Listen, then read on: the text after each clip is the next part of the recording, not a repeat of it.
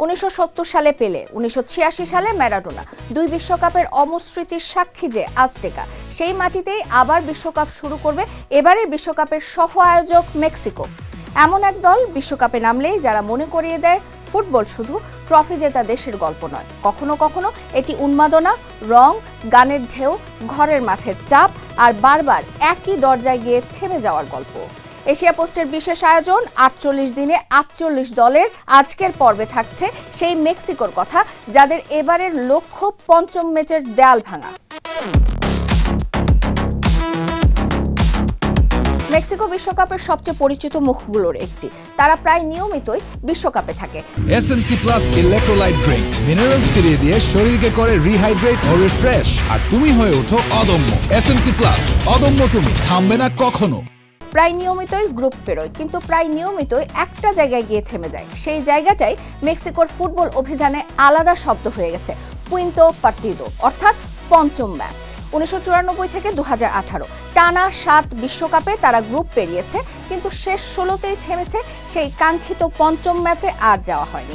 2022 সালে সেই ধারাবাহিকতাও ভেঙে যায়। গোল ব্যবধানে গ্রুপ পর্ব থেকে বিদায় নেয় মেক্সিকো। তাই 2026 বিশ্বকাপ তাদের কাছে শুধু ঘরের মাঠের উৎসব নয়, নিজেদের ফুটবল আত্মসম্মান পুনরুদ্ধারের আসরও। তবে সাম্প্রতিক বছরগুলোতে মেক্সিকো আগের মতো ভয় ধরানো দল নয়। আক্রমণে ধারাবাহিকতা নিয়ে প্রশ্ন আছে। নতুন প্রজন্ম এখনো পুরোপুরি নিজেদের প্রতিষ্ঠা করতে পারেনি, আর সমর্থকদের প্রত্যাশা সবসময় আকাশ ছোঁয়া। এই প্রেক্ষাপটে আবার দায়িত্বে হাভিয়ের আগুইরে। তিনি 2002 ও 2010 বিশ্বকাপে মেক্সিকোকে কোচিং করিয়েছেন। 1986 বিশ্বকাপে খেলোয়াড় হিসেবেও ছিলেন। মেক্সিকোর বিশ্বকাপ ইতিহাস দীর্ঘ এবং রঙিন। 1930 সালের প্রথম বিশ্বকাপ থেকেই তারা এই মঞ্চের অংশ। তবে নিজেদের সবচেয়ে ভালো ফল এসেছে ঘরের মাঠে। 1970 ও 1986 বিশ্বকাপে মেক্সিকো কোয়ার্টার ফাইনালে উঠেছিল।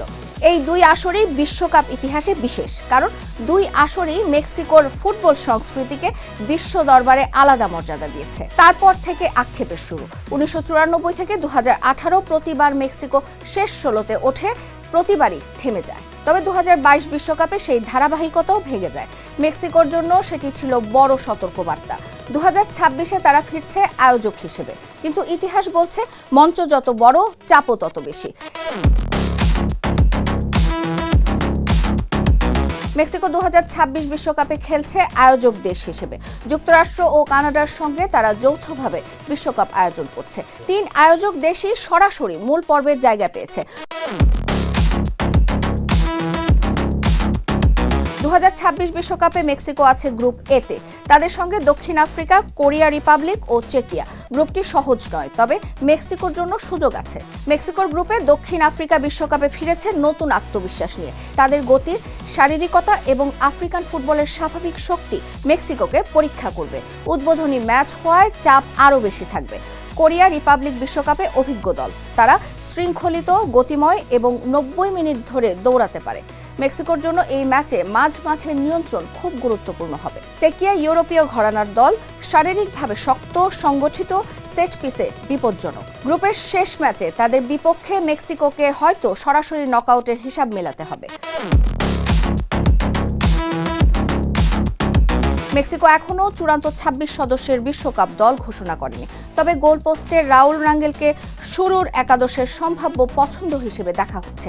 তার সঙ্গে থাকছেন 40 বছর বয়সী মেক্সিকোর জীবন্ত কিংবদন্তি গিয়েরমো ওচোয়া, আর তৃতীয় গোলরক্ষকের জায়গায় কার্লোস আসেভেদো বা আলেক্স পাদিয়ার মধ্যে লড়াই থাকতে পারে। রক্ষণভাগে সেসার মন্তেস ও ইয়োহান ভাস্কেসকে কেন্দ্রীয় ভরসা ধরা হচ্ছে। মন্তেস অভিজ্ঞ ও শারীরিকভাবে শক্ত, আর ভাস্কেস বাঁ পায়ের সেন্টার ব্যাক হিসেবে বিল্ড আপে ভারসাম্য দেন। বাঁ পাশে হেসুস গাইয়ার্দোর অভিজ্ঞতা ও নেতৃত্ব গুরুত্বপূর্ণ হতে পারে। ডান পাশে হোর্হে সানচেজ এগিয়ে থাকলেও ইসরায়েল রেসের বহুমুখিতা আগুইরের জন্য বাড়তি সুবিধা। জুলিয়ান আরাউহো ও হেসুস আঙ্গুলো রক্ষণে গভীরতা বাড়ানোর বিকল্প। মাঝমাঠে এডসন আলভারেসই মেক্সিকোর কেন্দ্রবিন্দু। গোড়ালির অস্ত্রোপচার কাটিয়ে পুরো ছন্দে ফিরতে পারলে তিনিই হবেন রক্ষণ ও মাঝমাঠের সংযোগ। তার পাশে আলভারো ফিদলোগো টেকনিক্যাল বিকল্প হিসেবে বড় সংযোজন। লুইস চাভেজ চোট কাটিয়ে ফিরলে বাঁ পা, দূরপাল্লার শট ও সেট পিসে গুরুত্বপূর্ণ অস্ত্র হতে পারেন।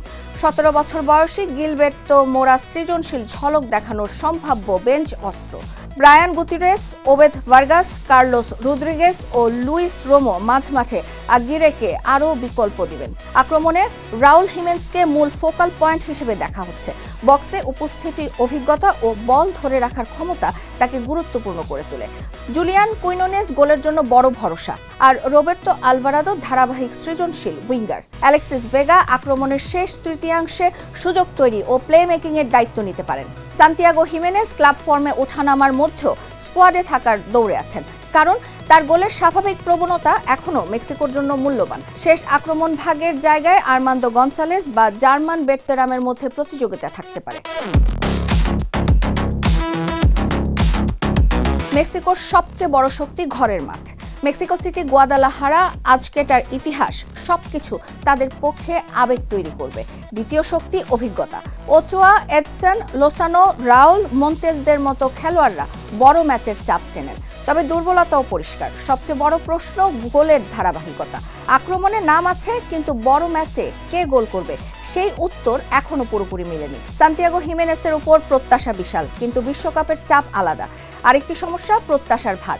ঘরের মাঠে খেলতে নামলে প্রতিটি পাস, প্রতিটি ভুল, প্রতিটি মিস সমর্থকদের আবেগে বড় হয়ে যায়।